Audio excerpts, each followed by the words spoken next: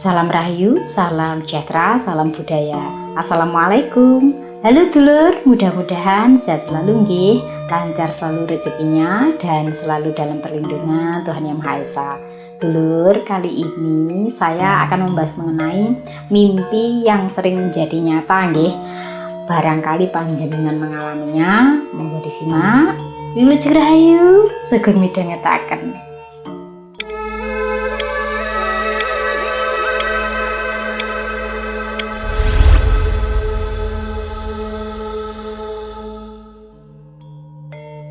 Dulur, seberapa sering frekuensi mimpi panjenengan ini menjadi nyata?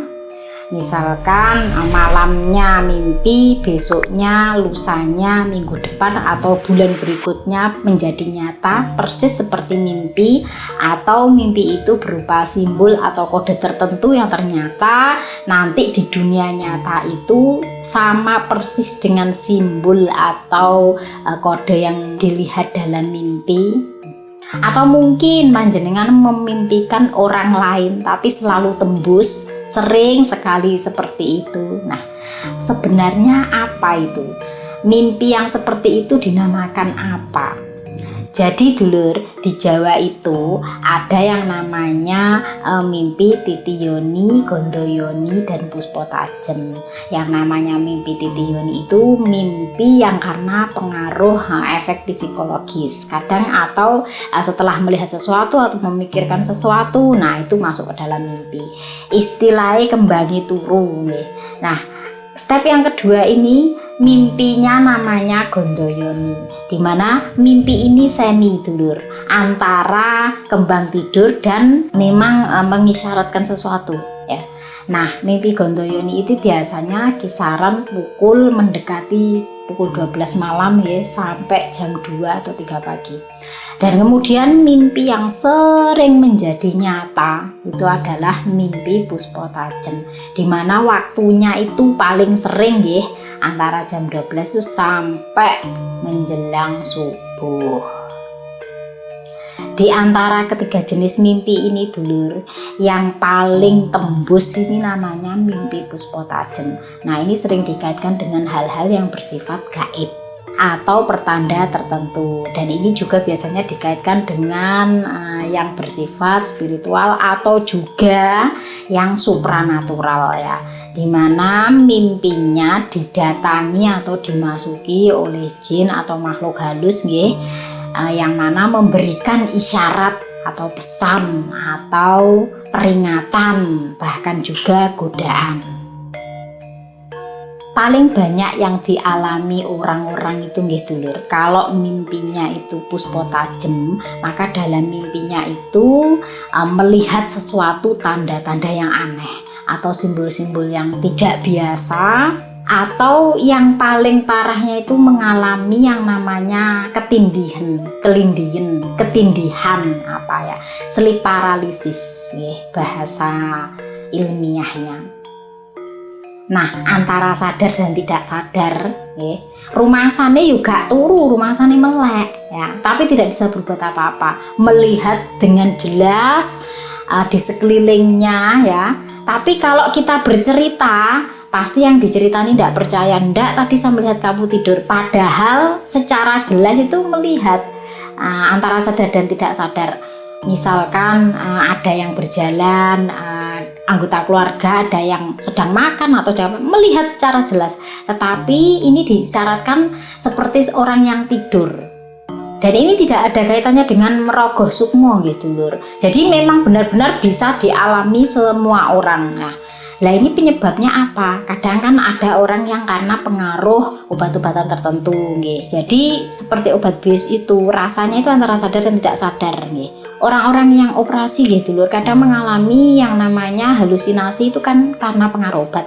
Tapi ini tidak mengkonsumsi apapun, tidak mengalami stres, tidak banyak beban pikiran, tiba-tiba mengalami hal seperti itu. Nah, ini tidak bisa dikategorikan sebagai sesuatu hal karena pengaruh dari luarnya. Bisa jadi memang yang dialaminya ini hal sesuatu di luar biasa. Artinya yang dialami ini memang berkaitan dengan portal gaib.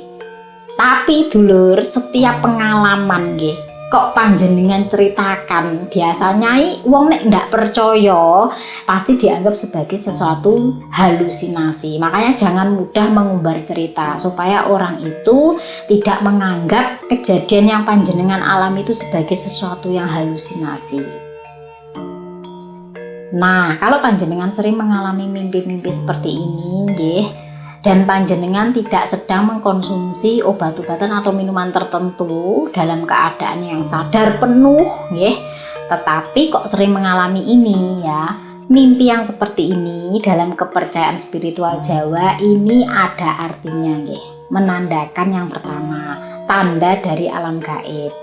Dulur, mungkin yang panjenengan alami itu merupakan bagian dari pesan ya, yang ingin disampaikan dari leluhur ataupun dari makhluk halus yang ingin menyampaikan pesan kepada panjenengan melalui mimpi atau juga sleep paralysis yang panjenengan alami. Reberpen ya lek ngarani ya, ketindihan. Terus yang kedua, ini bisa bermakna gangguan dari makhluk halus nggih. Kalau mimpinya panjenengan ini menyeramkan, menakutkan nggih, ini pertanda bahwa ada energi negatif yang mengganggu. Jadi tujuannya memang ingin mengganggu. Biasanya lek mimpinya berupa gangguan makhluk halus ini ya, nek ndak karena kiriman ya memang tempatnya. Mungkin tidur di rumahnya saudara, tidur di rumah teman, yang mana kalau bagi penghuninya itu ndak apa-apa, ndak jadi masalah karena sehari-harinya sudah berbaur ya. Dan yang punya rumah itu juga tidak merasa rumahnya aneh. Tetapi bagi orang yang nunut ya, istilahnya nunut tidur di rumah teman atau rumah saudara, nah mengalami mimpi yang menakutkan seperti ini, itu bisa jadi karena istilahnya dijaili ngono lho dulur, perkenalan gitu lho dulur. Atau bisa jadi memang kalau di rumahnya sendiri padahal tidak pernah seperti itu, tapi kok akhir-akhir mengalami hal itu, berarti itu memang ada gangguan dari energi negatif.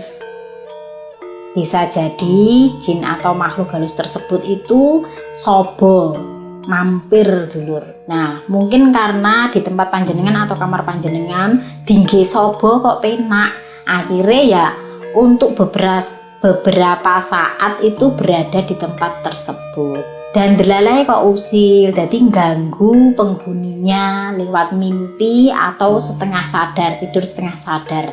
Tapi dulur, biasanya kalau yang saban begini ya itu nggak lama. Kalau panjenengan sering suka membersihkan ruangan panjenengan nggih, nah, dia ndak kerasam. Di situ cuma mampir saja. Istilahnya wong mampir dolan tapi jahil gitu loh dulur. Jadi ngimpeni ganggune lewat mimpi. Dan yang ketiga, ini maknanya bisa sebagai pertanda perubahan hidup. Nah, mimpi puspo tajem ini juga bisa menjadi pertanda akan perubahan hidup bagi seseorang dulur. Perubahan hidup yang besar, yang tidak disangka, dan ini merupakan petunjuk.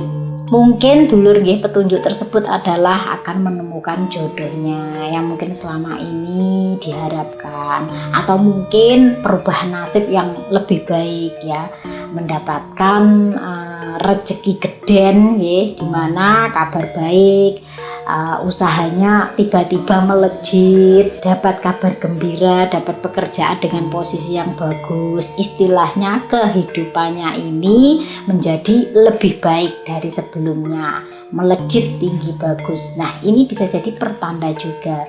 Jadi mimpi puspo tajem ini selain mengisyaratkan makna gaib juga merupakan pertanda tertentu. Dan biasanya mimpi puspo tajem ini bisa tembus juga di kehidupan nyata sama persis dengan isi mimpinya. Tapi ya gini dulur, tidak semuanya orang yang mimpi puspo tajem itu tembus juga. Kadang kan cuma sebagai isyarat saja, nggih. Nah, dan juga waktunya kalau menurut spiritual Jawa kan kisaran pukul 12 sampai menjelang subuh.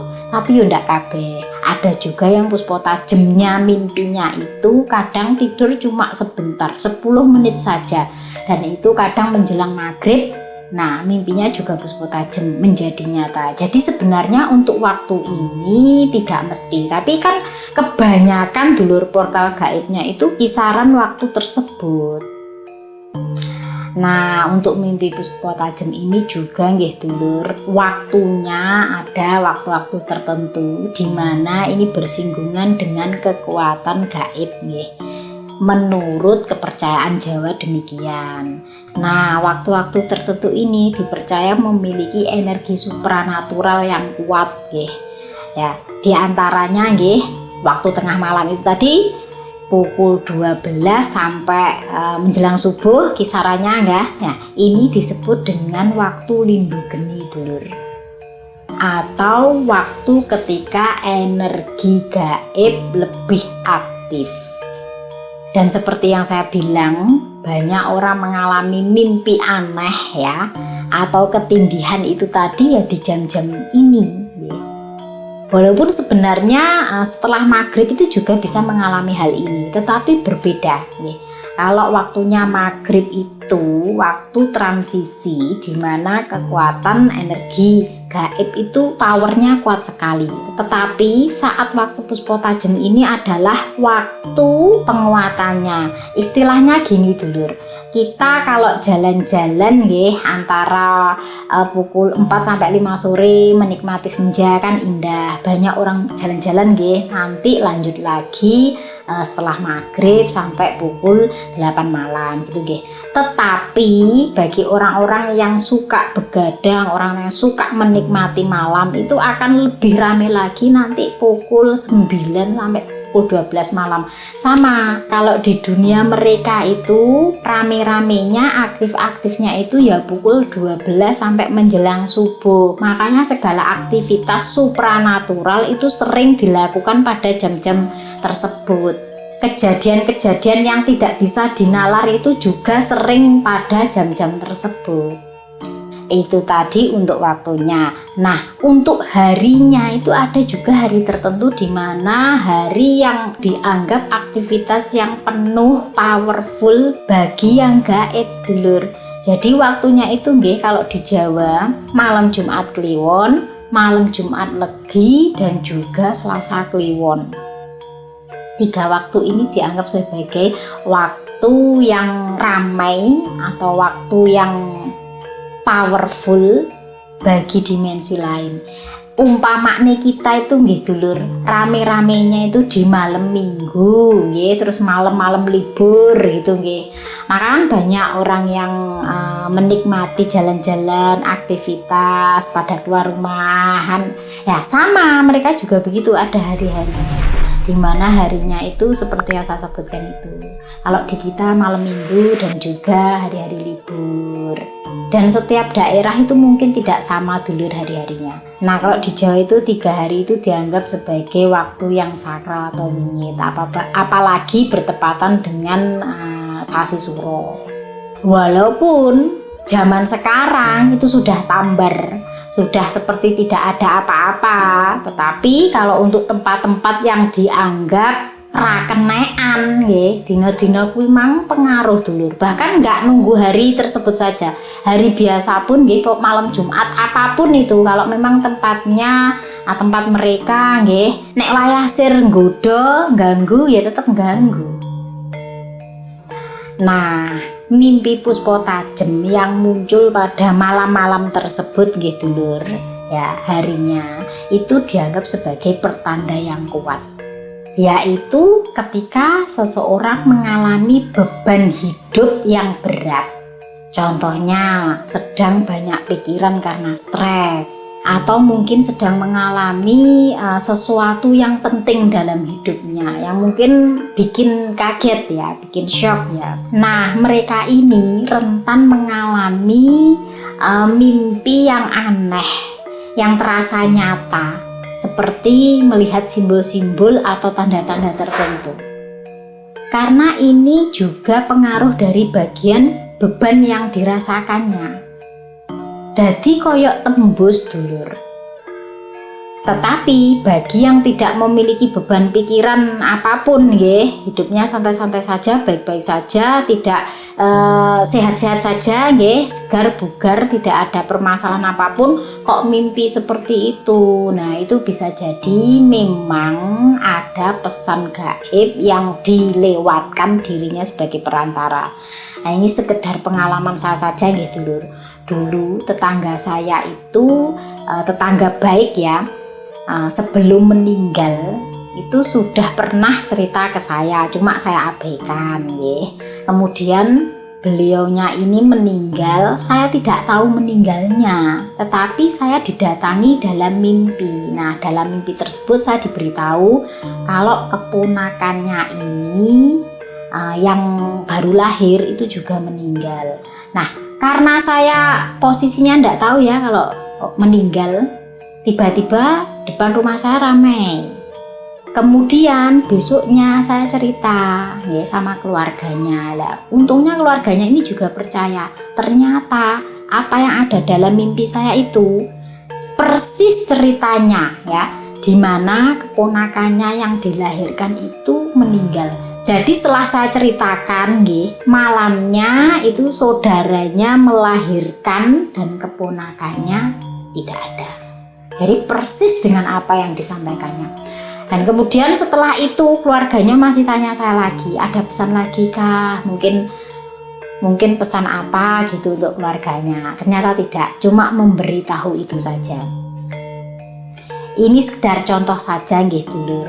Mungkin kalau saya cerita ke orang lain itu tidak percaya, tetapi karena keluarganya awalnya juga hanya mendengarkan, ya percaya tapi tidak sepenuhnya. Tapi setelah saya bercerita, malamnya itu kejadian sama persis dengan apa yang saya ceritakan. Jadi keluarganya kalau ada apa-apa dulu itu mesti nanggap saya. Saya tuh dulu itu gitu lur, sejak kecil kalau mimpi apapun tuh selalu ditanya oleh orang sekitar saya.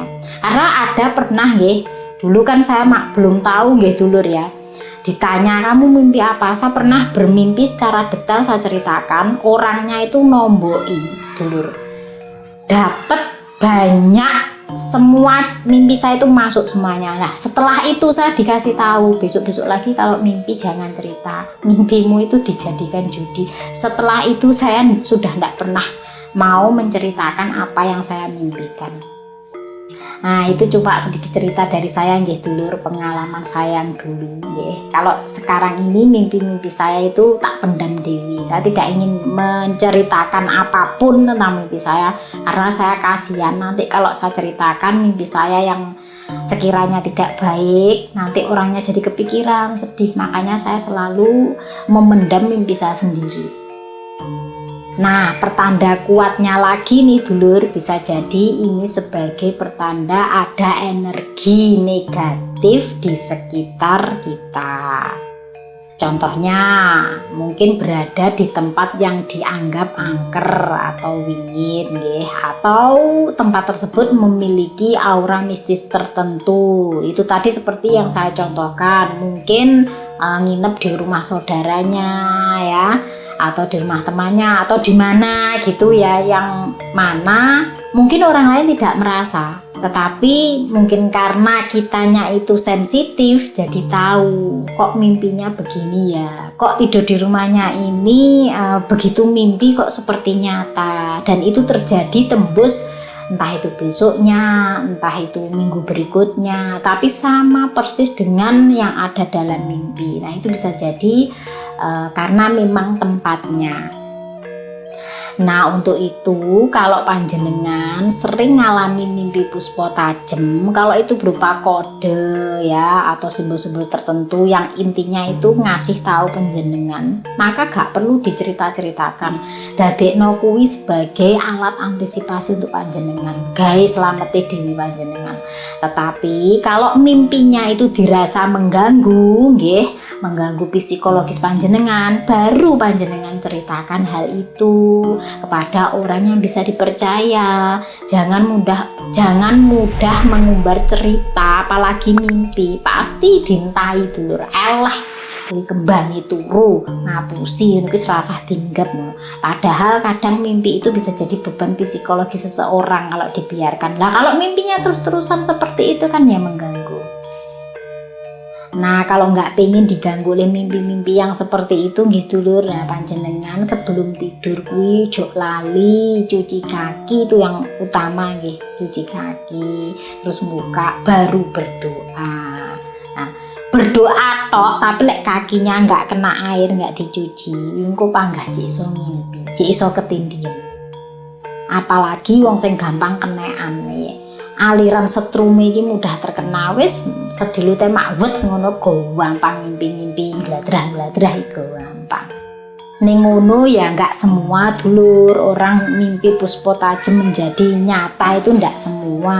Jelasnya mereka orang-orang yang memang kalau tidak karena gangguan kesehatan ya bisa jadi itu pertanda untuk perlindungan dirinya, nggih. Nah, mengenai mimpi yang sering menjadi nyata, silakan komentar. Seberapa sering mimpi panjenengan jadi nyata? Saya pengen tahu, nggih. Kalau ini rame, kita bahas mengenai mimpi di dalam mimpi. Saya Fitri Ika, salam rahayu.